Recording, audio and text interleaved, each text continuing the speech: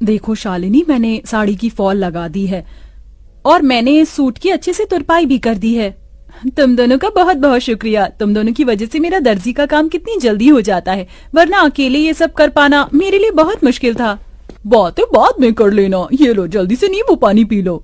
बाजार में तो नींबू के भाव चांदी के भाव जितने चल रहे हैं, तो तुमने ये नींबू पानी कैसे बनाया?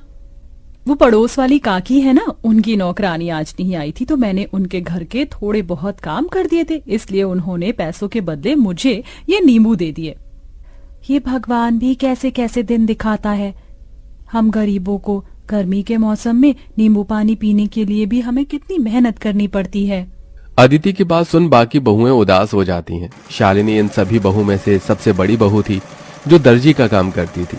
वहीं बाकी घर संभालने के साथ साथ शालिनी के दर्जी के काम में मदद भी किया करती थी। इन पांचों के पति सड़कों पर झाड़ू और मजदूरी करने का काम करते थे, जिससे ये मुश्किल से 2 वक्त की रोटी ही खा पाते थे। अरे वाह शीला, तुमने तो अपने घर का हुलिया ही बदल दिया। कितना सुंदर लग रहा है तुम्हारा घर। वो तो अच्छा लगेगा ही ना, पूरे 1 लाख रुपए जो लगाए हैं घर के रेनोवेशन और पेंट में। वैसे मेरे ख्याल से तुम पांचों को भी अपनी ये बाबा आदम के जमाने की गुफा को रेनोवेट करवाना चाहिए। न जाने इतनी गर्मी में तुम लोग इस गुफा जैसे घर में कैसे रहते हो। खिड़की दरवाजे तो ऐसे हैं कि अगर किसी का हाथ लग गया तो वहीं टूटकर गिर जाएंगे। पांचों बहू की घर की बेइज्जती करके घमंड दिखाते हुए शीला अपने घर के अंदर चली जाती है। अपने घर की इतनी बेइज्जती होता देख पांचों बहुओं को ही काफी दुख होता है।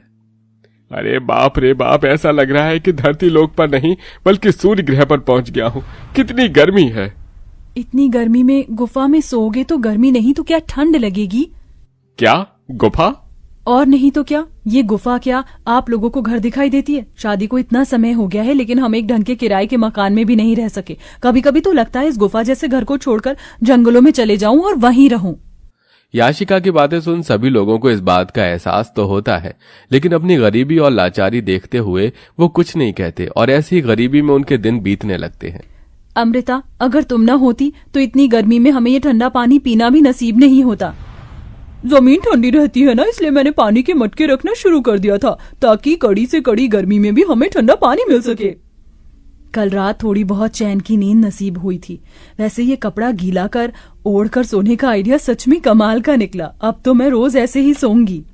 पांचों बहुएं हमेशा अपने ऐसे छोटे मोटे जुगाड़ से गर्मी से थोड़ा बहुत बैक लिया करती थी। शालिनी देखो ना, मेरी साड़ी फिर से फट गई, इसे सिल दो। कितनी बार एक ही साड़ी को बार बार सिलकर पहनेंगे? जब से शादी हुई है तब से लेकर आज तक एक भी साड़ी नहीं पहनी है। वही 2-3 साड़ियों को सिल कर ही पहन रहे हैं। अदिति इतना बोल ही रही होती है कि तभी उन्हें बाहर से साड़ी वाले की आवाज आती है, जिसे सुन पांचों बहुएं जैसे ही बाहर आती हैं। अरे भाई साहब, ये नीली वाली साड़ी दिखाइए।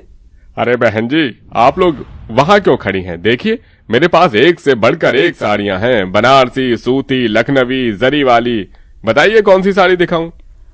अरे भाई साहब जी, आप किन से साड़ी लेने के लिए पूछ रहे हैं जो एक ही फटी हुई साड़ी को सिल कर पहनती हैं? इनकी एक सूती की साड़ी लेने की तो औकात नहीं है। ये क्या ही महंगी साड़ियां लेंगे।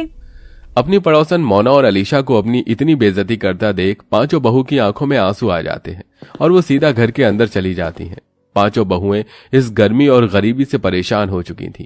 पांचों बहुएं आंगन में बैठ एक दिन झाड़ू बर्तन कपड़े कर रही होती हैं कि तभी अचानक जोरों से हवाएं चलनी शुरू हो जाती हैं। लगता है बहुत जोरों से तूफान आने वाला है। चलो जल्दी घर के अंदर चलते हैं। पांचों बहुएं जैसे ही घर के अंदर जाने लगती हैं कि तभी तेज आंधी की वजह से उनके घर की छत उड़ जाती है और साथ ही साथ उनके घर की दीवारें भी टूटकर बिखर जाती हैं। हे भगवान, ये तूफान गांव में नहीं बल्कि हमारी जिंदगी में आया। अब हम लोग कहाँ रहेंगे? अपने घर के टूट जाने की वजह से पांचों बहुएं बहुत रोती हैं। शाम होते ही इन सब के पति घर आते हैं और ये सब नजारा देख उन्हें भी काफी दुख होता है, जिसके बाद अब वो सभी सिर छुपाने के लिए जंगल की तरफ बढ़ते हैं और एक बड़े से पेड़ के नीचे बैठकर अपनी रात वहीं गुजार लेते हैं। जहां ये सभी लोग रहते थे वहां पर एक बड़ी सी नदी भी बनी हुई थी जो तूफान की वजह से काफी गंदी हो गई थी, जिसे देख पांचों उस नदी की सफाई करते हैं और ऐसे ही उनके कई दिन गुजर जाते हैं। कभी कभी तो मन करता है इसी नदी के अंदर कूदकर जान दे दूं, कम से कम इन चीजों से छुटकारा तो मिलेगा। अमृता, ये तुम कैसी बातें कर रही हो? जिंदगी का तो नाम ही संघर्ष है। हम लोग ऐसे हार नहीं मान सकते।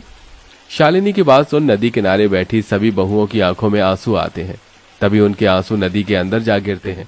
उनके आंसू जैसे ही नदी के अंदर जाते हैं तो नदी के अंदर एक सुनहरी रोशनी चमकती है और देखते ही देखते उनके सामने नदी की रानी बाहर आती है। कौन हो तुम? मेरा नाम नंदिनी है और मैं इस नदी की रानी हूँ।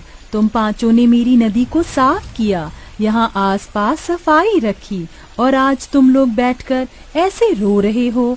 बताओ तुम लोग क्यों रो रहे हो? उस रानी की बात सुन सारी बहुएं उसे सारी बात बताती हैं, जिसे सुन वो रानी पांचों बहू को अपने साथ नदी के अंदर ले जाती है। उस नदी के अंदर की जमीन, मछली, घर सब कुछ घास का बना हुआ था। ये सब देख पांचों बहुएं बहुत हैरान होती हैं। ये सब हकीकत है या कोई सपना? ये सपना नहीं, हकीकत है। ये घास जादुई घास है जिसकी मदद से तुम लोग कुछ भी बना सकते हो और वो चीज बिल्कुल असली चीज की तरह ही काम करेगी। तुम लोग चाहो तो यहाँ से ढेर सारी जादुई घास ले जा सकते हो। नदी की रानी आपका बहुत बहुत। पांचों बहुएं उस जादुई नदी के अंदर से ढेर सारी जादुई घास लेकर आती हैं और सबसे पहले उन जादुई घास से अपना घर बनाने लगती हैं। क्या इस घास से हम लोगों का घर बन पाएगा? ये मामूली नहीं जादुई घास है। नदी की रानी ने कहा था कि इस घास से बनी हुई सभी चीज असली चीजों की तरह ही काम करती है। क्या पता ये घास का घर भी हमारा असली घर हो। पांचों बहुएं कुछ घंटे के अंदर एक बहुत बड़ा सा घास का घर तैयार कर देती हैं, जिसमें वो पांचों अलग अलग कमरे भी बनाती हैं। साथ ही साथ वो बाथरूम और रसोई घर भी बनाती हैं, जिसमें घास का चूल्हा, घास के बर्तन और कमरों में घास का पलंग, कुर्सी। जादुई घास होने की वजह से सारी चीज असली चीजों की तरह बिल्कुल मजबूत हो चुकी थी। मुझे तो यकीन ही नहीं हो रहा कि हम लोग अपने घर के अंदर खड़े हैं, वो भी एक ऐसा घर जो असली घर से भी ज्यादा मजबूत और अच्छा हो। अब तो हम यहाँ आराम से रहेंगे। जादुई घास होने की वजह से हमारा ये घास का घर भी कितना ठंडा है। अब तो यहाँ हमें बिल्कुल भी गर्मी नहीं लगेगी। पांचों बहुएं अपने अपने पतियों के साथ आराम से घर में रहती हैं और ऐसे ही कुछ दिन गुजर जाते हैं। सच में अब तो हद हो गई है। मन कर रहा है ये बची कुची साड़ी ले जाकर फेंक दूं। क्या हुआ अदिति, तुम इतने गुस्से में क्यों हो? गुस्सा ना करूं तो खुशी के मारे नाचूं। उस दिन तुमसे साड़ी सिलवाई थी, देखो आज फिर से ये साड़ी फट गई।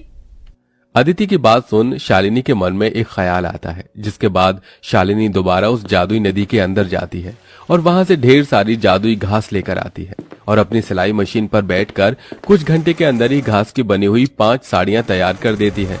साड़ियों के बॉर्डर पर वो तरह तरह के फूल भी लगाती है, जिसके बाद अब जैसे ही पांचों बहुएं उस घास की साड़ियों को पहनती हैं, इस घास की साड़ी को पहनकर तो ऐसा लग रहा है कि मानो जैसे मैंने रुई की साड़ी पहन रखी हो।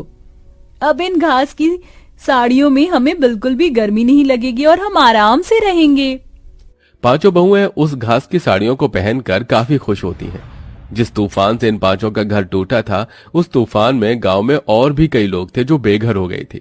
ये सब देख पांचों बहुएं उन लोगों के लिए जादुई घास से घर बनाती हैं।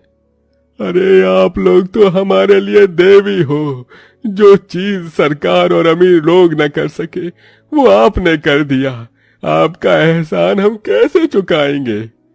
जादुई घास के घर बनाने के साथ साथ पांचों बहुएं गरीब औरतों के लिए घास की साड़ियां भी बनाती हैं, जिन्हें वो काफी सस्ते दामों में बेचती हैं। बरसों से सपना था कि सूती की साड़ी लूंगी, लेकिन हमेशा पैसों की कमी की वजह से ना ले सकी। लेकिन आज आपकी वजह से मैं रुई जैसी मुलायम साड़ी पहन सकूंगी। आपका बहुत बहुत शुक्रिया। जरूरतमंदों की मदद कर पांचों बहू काफी खुश थीं। वो घास की साड़ी बेचकर थोड़े बहुत पैसे भी कमा लिए थे, जिनको अब वो बुटीक में लगाती हैं और बुटीक खोलती हैं। घास की तरह तरह की ड्रेस बनाकर बेचती हैं और अब उन सब के पति अपना खुद का काम शुरू कर देते हैं, जिससे अब धीरे धीरे उनकी जिंदगी सही राह पर आने लगती है।